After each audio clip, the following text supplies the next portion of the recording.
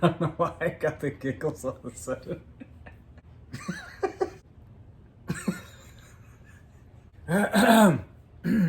Okay.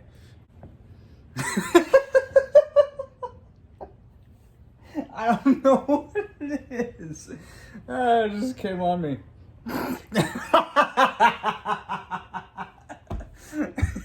That's what she said.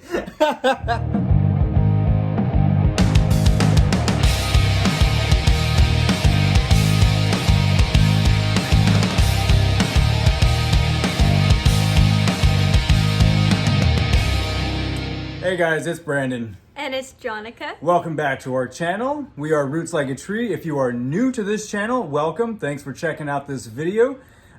This is going to be a Ask Us Anything Part 2, just like we promised. We got a decent amount of questions for our Ask Us Anything video in celebration of our 1.5 years on YouTube. Things happen, so we're just now getting around to doing the Ask Us Anything video. But this is part 2 because we had so many questions, and these questions are a little bit more deeper and required a little bit more attention and a little bit more thought to answer. So we decided we would make it its own video. So let's jump right into it. Let's go ahead and get started with our first question, probably the easiest question for this video. This video comes to us from Mandy Macho, who is a friend on Facebook and a subscriber here on our channel. She wanted us to answer her question here. It says, what have you found to be the most effective method of activism? And before we answer that question, she also wanted me to shout out her YouTube channel. She also has a vegan YouTube channel. She does a lot of traveling, a lot of vegan stuff. There is some activism stuff on there as well. Her YouTube channel is Macho Vegan. All right, so go ahead and check that out, a Macho Vegan. Thank you, Mandy, for your question. What have you found to be the most effective method of activism? I mean, the most effective form of activism, there's really no true answer to that. It really depends on your audience and who you want to reach out to and whatever your strength is. So if you are a very strong, confrontational person who is not afraid to, in a way, get into people's faces or really bring up heavy topics, then that's effective. It would be effective for a particular group. And there are other vegans who probably, I guess, their effective activism would be through food. And that opens the door for those who are kind of searching or interested. But again, always keeping the victims in mind. And so if you're using, let's say, the food space, for example, share the food, share how it can be vegan and all the great benefits of it. And also just keep in mind, or just kind of throw in there, what happens in the reality of the dairy and the meat industry, or even with cosmetics. I know there's a lot of beauty vegan YouTubers out there. And there are some that I have seen really push or even bring up what happens in the cosmetics industry and animal testing. There are others who don't, but I'm not judging. That's just how they kind of navigate through things, and that's whoever their audience is. If they want to reach a general audience and not really shove it down other people's throats, it really just depends. And whatever form of activism that's effective really just depends on who you want to reach out to. If the question is specifically for us, like what has worked the best for us as individuals, for me, I can't speak for Jonica, but I've gotten a lot of attention and reactions and responses, be it good or bad, just by being blunt and straightforward and sharing what is called graphic content. I mean, it is graphic, but it's a reality. Mm-hmm. Again, be it good or bad, that kind of activism, and that's just simple, like social media.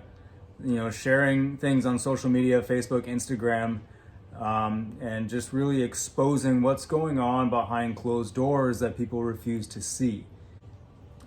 You can call it effective if you'd like, but it's definitely gotten me unfriended, it's gotten me blocked, it's gotten me, muted, whatever, I've received it all, but that doesn't stop me from continuously sharing this type of either footage or photos or content. You look at my personal Instagram and that's all it is. It's just the graphic stuff. It's the honest truth. It's, it's blunt material. And if people, have an issue with it or it makes them feel uncomfortable, I mean, I hate to say it, but this is what they're paying for, if the boot fits, so that's my go-to, especially during these COVID times when we can't really do much outdoors or whatnot. But that is my go-to activism. It's just really sharing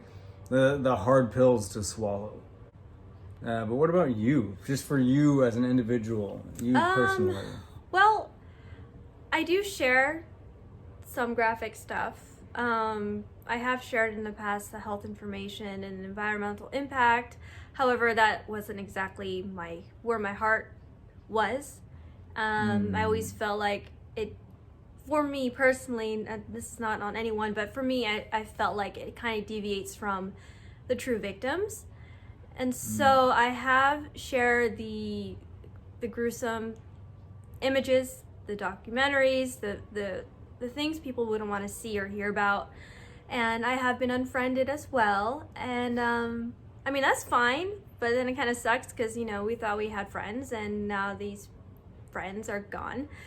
But honestly, the most effective form for myself as well has been the truth, because we've had friends who have turned vegan because of what we've posted, and specifically what he's posted. For myself, I tend to add more information. I ask questions within my posts, and I really question someone's ethics. And again, I try not to be as, condescending to people, but you kind of have to understand like who you're speaking to and kind of bring it to their attention. And I try to have a conversation with others, and before it felt like I was constantly being attacked, and it felt very, oh my gosh, it took all of the energy out of me doing that. But the fruit from that has been, or actually turned out to be, people have turned out to be vegan after that. So yeah, that's actually been effective. Our sharing the reality and the horrifying images. When it comes to social media and posting things, share what you hold dear to your heart, share what you know, and again, just know your audience. Every type of activism works to some extent. Even if the person you're sharing this information with doesn't go vegan, it's given them something to either think about or something that they have never seen before. It's something. You've planted some type of seed, whether they go vegan or not. So thank you for that question, a Macho Vegan. Our next questions, got a handful of questions next. Let's go with Kika182. Thanks so much for your question. Your question is, what political ideology do you most align with? And see, here is where things start getting heavy in this video. Gonna start talking politics, people. Gonna start talking politics, so get ready for it. Now, this is a very loaded question. Kika, we love you. We love your support. We love your likes. We love your comments. We love when we run into you on the Happy Healthy Vegan live chats. It's great. But this answer may disappoint you. Okay? I don't feel comfortable with giving specifics, just because no matter what we say, it's kind of a damned if you do, a damned if you don't situation.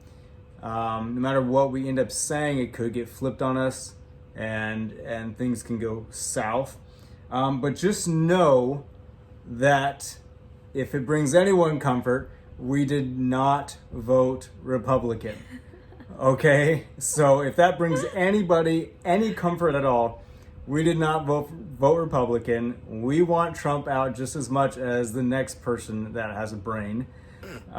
So if that answers your question enough, then we can stop right there. But just know, in regards to ideologies and aligning what we believe when it comes to our politics and politicians, in general, we both lean more toward the Green Party. A lot of people just always focus on Democratic and Republican, and they forget about the Green Party, forget about third parties. And I think that's because they really never win. They never really get elected. There's not a lot of big talk about these parties that aren't Republican or aren't Democratic. But most of our ideologies kind of lean towards the Green Party. You know, be it in regard to human rights, the environment, the animals, and just our everyday morals and beliefs. You know, so hopefully that answers your question. That was a pretty loaded question, and I think that's where we're going to leave it, just because we're not really ones to get into political stuff, even though the next two questions are politically related as well. But hey, we asked you guys to ask us anything. So we are willing to answer all of your questions. Hopefully you get the answers you expect. Hopefully you get the answers you want. And hopefully you accept what we give you. So that is our answer for your question, Kika. Thank you so much for your question. We really appreciate it. Our next two questions, and our final two questions, also come from one of our favorite subscribers here, Darth Vegan. Now, Darth Vegan asked another political question, well, two political questions. He asked, do you think that vegans should get more politically involved? And do you think capitalism is hurting veganism? So let's break it in half. First question, do you think vegans should get more politically involved? Kind of a vague question. What do you think about it? How do you take that? Why not? Essentially, it's just why not be involved? Yeah. You know, why not have a voice, and why not look into things and do research, and, you know, go to City Hall and try to help pass a bill, for instance. Yeah, you're really good with that stuff. You know, whenever like certain bills or you know, you're trying to like fight for something, all these, you know, animal rights or ban fur or this and that, you know, she's really good about contacting our city, like our town hall, our city hall, and you know, the mayor and everything else, and pushing these bills and bringing up things, and I think that's what all vegans and really non-vegans, I think everybody should really be, you know, involved in to that extent as well. But vegans, you know, that's just another way of doing activism. You know, is getting involved in these things, is contacting your city hall, your town hall, your mayor, the governor on things that are important to you. You know, so like, well, recently there was all the fur ban in LA situations, and contact your mayor and contact the governor and this and that, and send this email and sign this petition. And when those things get brought up, I do think it is very important for everyone to get involved. You know, especially if I know the question was aimed at vegans. So if the issue, for example, is animal related, you know, so major topics like that, I do think it's important that when given the opportunity to, vegans should step up and speak their mind and get involved. You know, sign the petitions, send in those emails, mail in those ballots. Call the offices. Call the offices. Contact, you know, your mayor, your, you know, whoever it may be. So, you know, yes, I think our answer to that first question is a resounding yes overall. In general, I think everybody, especially vegans, when it comes to certain topics, definitely need to speak up more. You know, we can't be afraid. We can't just sit back and let things happen. You know, if we really want to change in this on this planet and during these times, then we have to make the change happen. We have to be that change, not to sound cliche, but you know, if we want to make any kind of impact, we've got to take a step up. You know, it's like what a lot of or vegans will tell non-vegans, you know, oh, you want to change the world, but you can't even change what you eat. Well, the same could be said towards vegans, you know, oh, well, you know, you want the world to change, but you won't contact your mayor. You know, you won't, you know, sign the petition. You won't go to a protest or whatever it may be, you know. So yes, definitely vegans should definitely get involved, be it politically or just, you know, just locally even. Yeah. You know, because local stuff and local contributions help as well. Yeah. Big time. All right, Darth Vegan, we got one more question from you, pal. The second part of your question was, do you think capitalism is hurting veganism? Now, you and I talked about this last night. Do you remember everything you said? Because it was really good. What you said last night regarding this question was really good. Yeah, if you can remember what you were talking about, why don't you go ahead and tell the people in TV land what you said last night and on your thoughts about this. I mean, honestly, it's really hard to answer this because if you're going to say capitalism is hurting veganism, are you trying to obtain this perfect Garden of Eden type of mentality? Capitalism can hurt veganism because we have to remember wherever the money goes, that's the demand. And so if, for instance, if we're thinking about like let's say like the meat substitutes, you know, there's the Beyond Meat, Impossible Meat, whatever your stance is on that, and all of the other things behind those companies, you still want to be able to support vegan brands, especially if like they're local small businesses. You definitely want to support because you really can't get away from capitalism either way. When we used to go to the like vendors or the like Green Saturday events, so like vegan food truck events, vegan, yeah, all of that, and you know, there's vegan brands that we love and we support, and small vegan businesses that we just love supporting. Your money is going there. Your money should be going to places like that.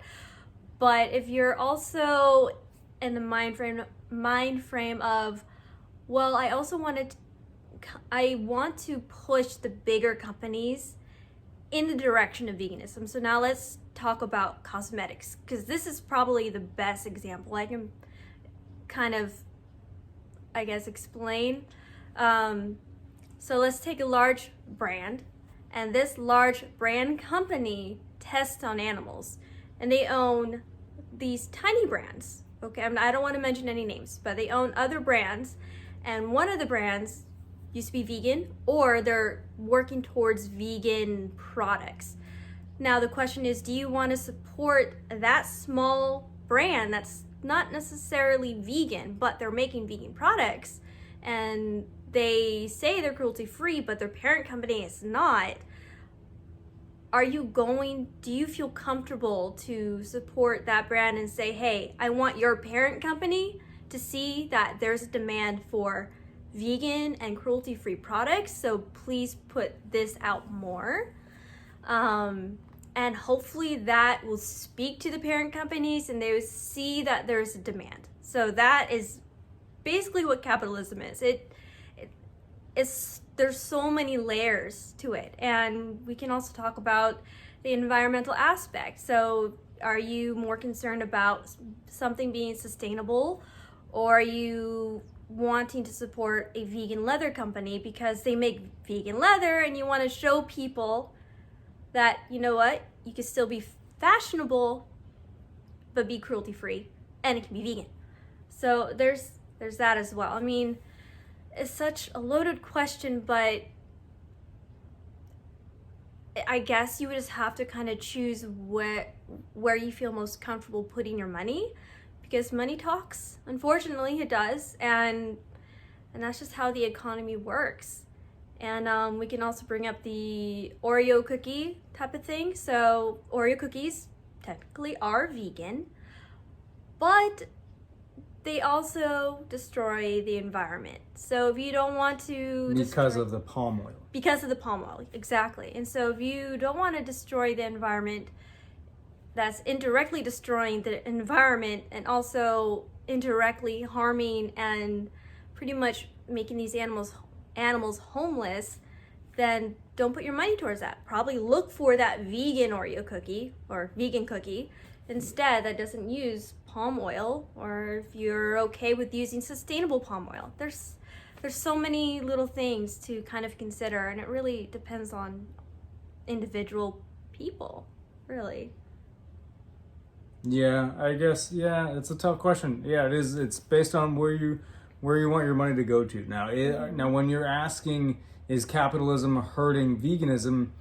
I would assume you're talking about non-vegan products. So like the animal agriculture, the beef, the milk, stuff like that. Is that hurting veganism? Now, technically, veganism is a lifestyle. It's not a brand. It's not a company.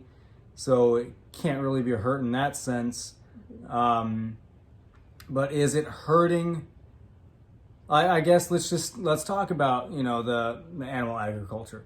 Is the rise in beef hurting Beyond Beef? Not really, to an extent. I mean, almost every day we're constantly seeing, the vegan brands, the bigger vegan brands like Beyond or Impossible, they're moving up. They're making more and more money each year. Their stocks are going up and everything, and so it doesn't seem to be hurting it. Right. And then like you mentioned before, it's like, well, what about these smaller vegan companies that we see at vegan vendors or vegan food events or just vegan events in general? We're choosing to put our money in their pocket as opposed to going to a non-vegan event and buying regular burgers, so we're helping them in that moment. We're not helping, another big name animal product company, so it's really all about where your money is going to. Jonica brought up the Oreo cookie thing, and I just want to clarify what she was really talking about there. Oreos, there's a lot of sirens going on.